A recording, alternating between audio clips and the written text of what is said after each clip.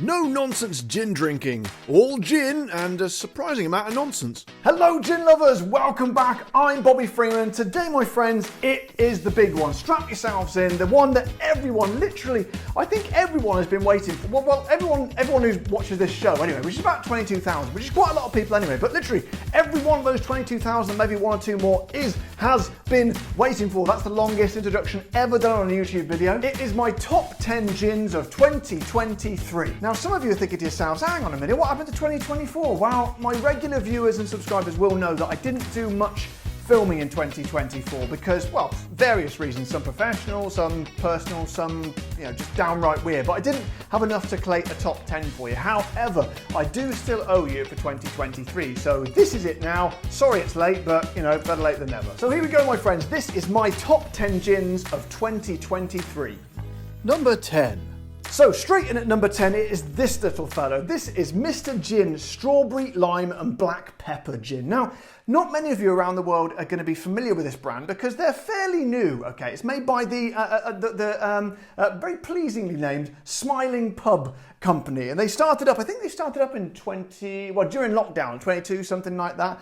And they sent me these gins and I just absolutely loved this one. I try and keep the sort of real fruity, what I call novelty gins out of the top 10, but it was just so delicious, this one. It was just it's strawberry gin. We've all had strawberry gin before, very, very nice, but this one sort of took it to new depth and sort of concentration of flavours. It was just a hedonistic sort of journey of strawberry with a sort of a beautiful sort of three-dimensional layer of lime in there, which just to me give it a little bit more kind of kick. And then it was a lovely bit of originality as well with this sort of addition of the pepper. Now the pepper comes along a little bit afterwards. You get the strawberry and lime, that's all great, but the pepper gave you this kind of sort of pepper wafty sort of aftertaste. And I just thought it was really unique and I really, really enjoyed it. In fact, I've saved this last little bit here just so you could see the colour of it. It's super, super bright pink and it's super, super delicious and it definitely, definitely deserves a place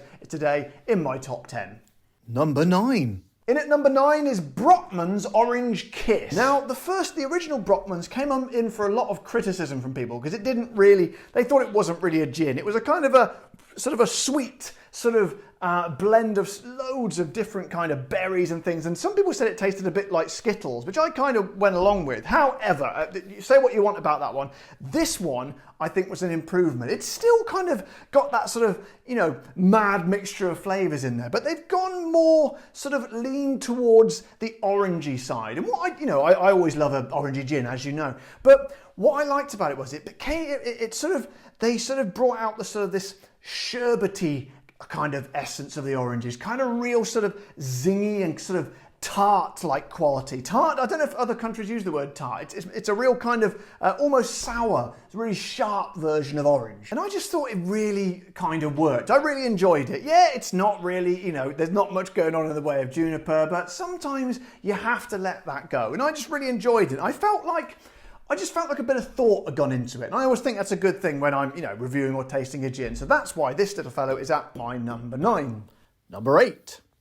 In at number 8 is this little fellow. This is Black Lodge Potions Smoky Berry and Licorice Gin. Now this company, I love them. They always send me their new gins and it's a real sort of sense of theatre. Again, not much in the way of sort of pure gin or the juniper and all that, but it's just kind of fun, And they've always got this kind of spooky sort of scary theme going on, which I think is great. I've tried all their others and I absolutely loved all of them, but this one was quite unique. It was kind of a real thick sort of berry, sort of deep, sort of wallowing, sort of luscious, almost sort of a jammy kind of quality. Really sort of rich and thick with flavours, with just there was kind of a hint of smokiness. Again, like the black pepper in that Mr. Gin one. It came along kind of afterwards. It was a sort of a trailing along behind the flavours, and it gave it a little bit of kind of a nice sort of smoky edge to it, which I don't think I've ever had any other gins. That's only a good thing. And then just this kind of another vague kind of delicate use of the licorice as well. And I really like when gin companies use bold and new and sort of original flavours. And I really, really enjoyed this one. If you do have it where you are and you see it on the shelves, just honestly get it. It's a unique experience and very, very worthy of number 8 in my top 10. Number 7. Now, number 7, this is a gin that almost everyone is probably going to recognise. Even if you didn't know they did gin, I just have to say the name and you'll probably know it. This is Diddley Squat Gin with a hint of hot. If you still don't know what I'm talking about, this is from Jeremy Clarkson's Farm. Clarkson's Farm, you know, the amazing programme on Amazon, which I really recommend you watch. It's absolutely amazing. Jeremy has used, well apparently, so I'm led to believe, the chilies grown from Diddley Squat Farm and added them to a gin, which I think is a kind of a nice core gin. There's nothing hugely flamboyant about the base of it, which is nice. It's just doing everything kind of right. Nice sort of doses of juniper and citrus and all the normal sort of stuff. But with just like it said, just a hint of chili in there. So it's just a kind of a slightly fiery sort of aftertaste. Now, chilies is a bit of a weird thing to use in a gin. I don't think we've had a chili gin before, but it's something you can very easily sort of go a bit too far with, I think, and just become a bit of a novelty, really hot chili sort of gin. But they've actually managed to weave it into the sort of texture of the gin really well. It's finely balanced, and I always talk about balancing flavours in gin, and they just kind of managed to balance something which is kind of, you know, if you weren't careful, pretty unbalanceable. And I was really impressed with it, I really enjoyed it, and that's why it is number 7 on my list. Number 6. Now, number 6 is from one of my favourite gin companies. This, my friends, is Greater Than Broken Bat Gin. If you don't know who Greater Than is, Greater Than are an Indian gin company. I featured their original gin on my show, I think the previous top 10, because I absolutely loved it. And it was dirt cheap. It was like really cheap. Wow. Anyway, they have come back with a second gin. And do I call it a novelty gin? I think it probably is. However, it's a novelty gin with a lot of thought and certainly a lot of originality. Because you're probably thinking to yourself, why is it called Broken Bat? Wow. It's literally made out of broken cricket bats. And you did hear that correctly, broken cricket bats. So they take a load of broken cricket bats, as the name suggests, and I don't know, they distill it with them or something, but basically, essentially what I'm trying to say, it sounds a bit weird, doesn't it? That the willow, the cashmere willow that they use to make the cricket bats, apparently creates a nice flavour. Well, there's no apparently about it, actually, because I've tried it, and it's actually really nice. It just gives this sort of unique sort of... the original gin was kind of orangey sort of based citrus, and this has still got that, but it has a sort of a deep woodiness to it as well, sort of an earthiness, and almost like sort of a touch of tannin, like you get in wine, like that kind of. I can't describe it. You can just describe it by going that sort of almost waxy sort of feeling. It's got a touch of that. It's almost kind of like a barrel-aged gin, but without the whiskey barrel, but with, you know, broken cricket bats instead, and it's just so, you know, incredibly unique. It's brilliant and it's unique. It's a combination of these two words which I'm trying to get out. What am I trying to say? It's basically, it's really strange and it's really unique, but it's strange and uniquely brilliant is the best way to describe it. And if you see this, just honestly, you'll probably think to yourself, that sounds a bit weird, but honestly, just try it because you'll absolutely love it. As long as you like the taste of broken cricket bats, that is. Which luckily I do. Number 5. So then, halfway through now, and at number 5, we have a bottle you will probably recognise because it is Tanqueray. It looks like Tanqueray 10, and in fact it is Tanqueray 10. However, this is Tanqueray 10 Rosemary and Grapefruit. Is it Rosemary and Grapefruit or Grapefruit and Rosemary? Grapefruit and Rosemary, it doesn't really matter. However, this, as many people, my regular viewers will know, Tanqueray 10 is one of my all-time favourite gins. It is exquisite. And you would be...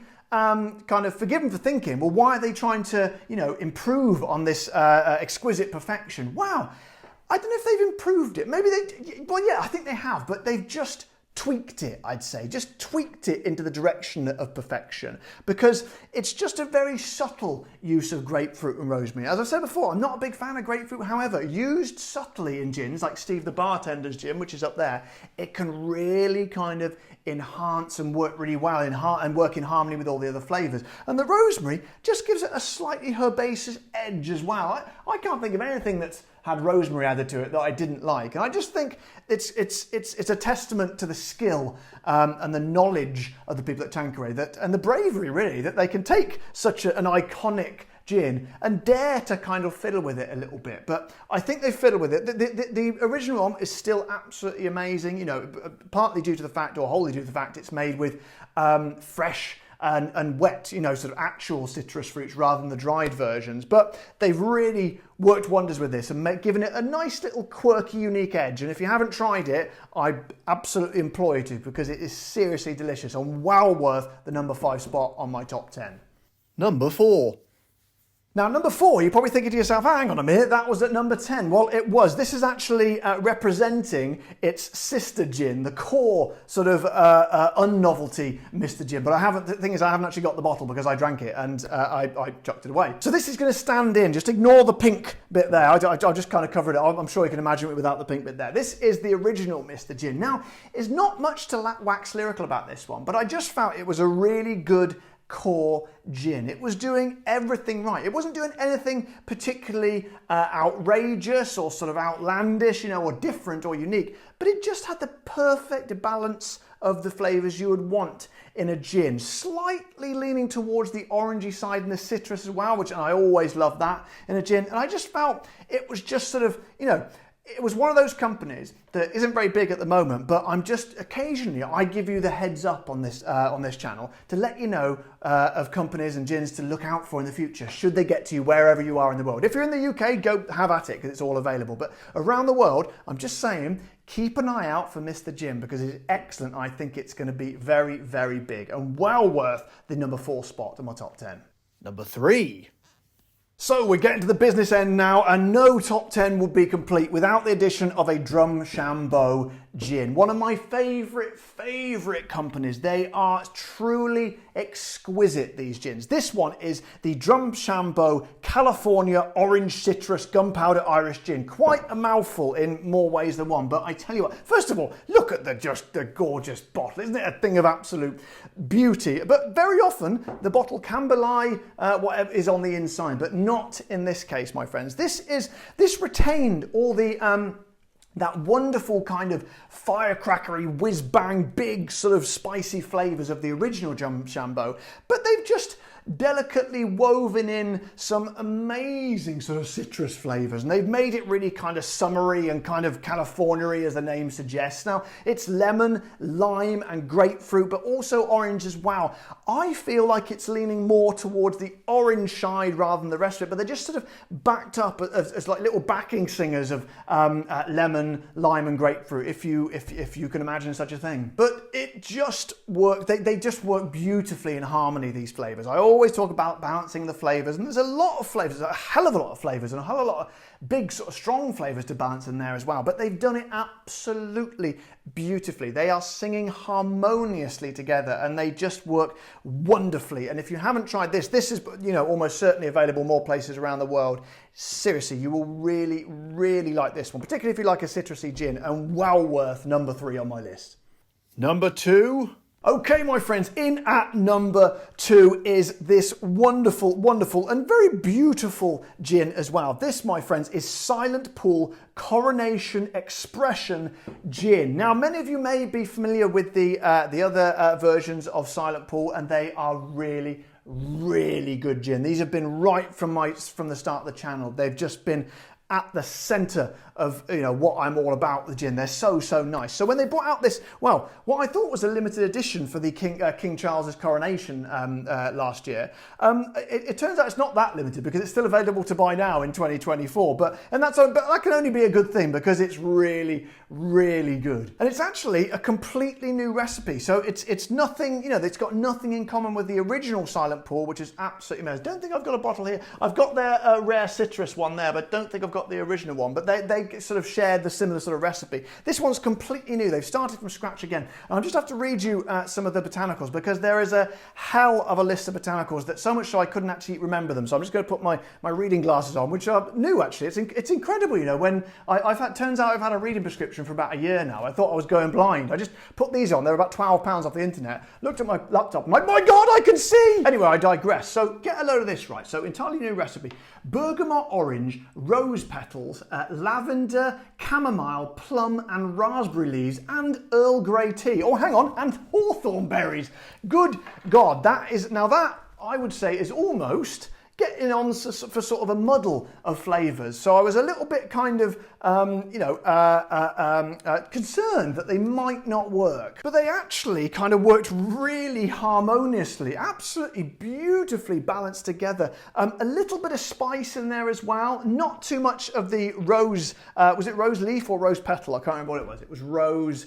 where are we? Rose petal. I'm not a big fan of the rose flavour, so that's used quite lightly, luckily. But what I really liked was that kind of, the Earl Grey tea gives it a slightly sort of aromatic sense to it. And I always think tea works very well in gin. It reminds me, my grandmother used to make Earl Grey tea, and it reminds me a little bit of that as well. So all in all, I found it was extremely complex, very, very intelligent, and really ambitious, and to the point where it could have been my number one, but you'll see in a minute why. But this is an exquisitely brilliant gin, another exquisitely brilliant gin from the long line of exquisitely brilliant gins that are Silent Pool. So I suggest that, again, I think these guys are worldwide. So when you see this one, this beautiful bottle, just honestly, you will absolutely love it. I guarantee you. If you don't, I'll come round to your house and I'll give you some cold hard cash. Hang on a minute, I've just done a bit of math there, and I've got almost 22,000 subscribers. So if everyone takes me up on that offer, that's going to be quite expensive. So I'll cancel that. I'll still come round to your house, but I'll just, I don't know, I'll mow your garden for you or something, or any other chores you've got about the house. Number one. So then, my friends, it all comes down to this, the number one gin of 2023. And I haven't got it here on the desk, it's down here, nestling in my sort of, my gusset area. I do like the word gusset, it's quite pleasing, isn't it? Anyway, I'll crack on and tell you what it is. It is, I'm not sure how I've bigged it up now, I'm not sure how I'm going to introduce it, so I'm just going to use a bit of special effects. Ready? There we go, my friends. No expense spared on the special effects on this show. This, my friend, is James Gin. Not James's Gin, as many YouTubers mistakenly name it. It's James Gin London Drizzle. Now, many of you are going to... I think most people know who James May is now. He is, in my mind, become the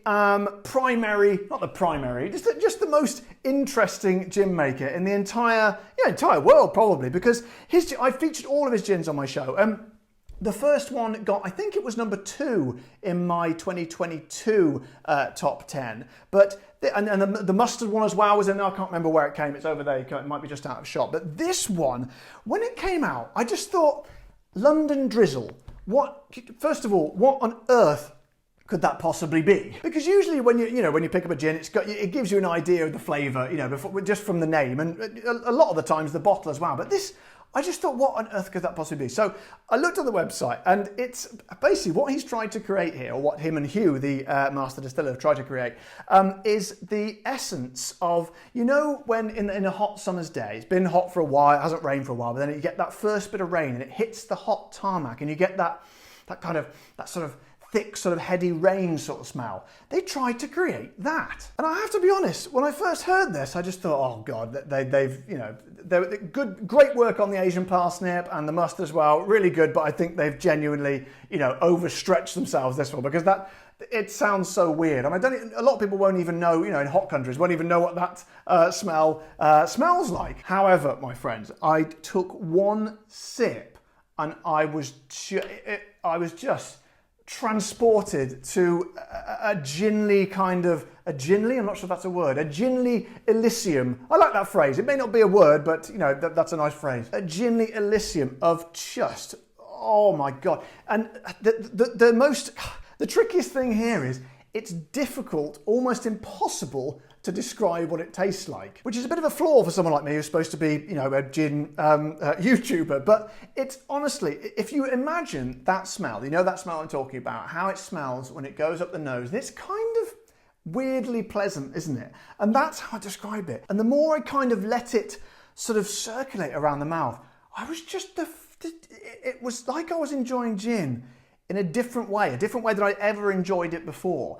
It was unfamiliar, it was odd, but it was truly wonderful. And it was almost like, to me, this was what gin was supposed to be. This is what gin was supposed to be right from the beginning, but nobody knew. Nobody dared venture out into these weird places. But James and Hugh did, because James was just, making this as a bit of a bit of a folly. He's done always he's a very successful man. He's just doing this a bit of a laugh, really. So he can afford to take risks on things like that. And by God, look what happens when you take risks. This is my number one gin. And to be honest, for the last since I got it, really, it's been mine and Narissa's go-to gin. We try the other ones as they come through, but this, nothing is getting close to this at the moment. And I have to apologise for the fact it's very difficult to actually put into words what it actually tastes like, other than that essence of the rain on the hot pavement. But you're just going to have to trust me on this, okay? And this is going to be available,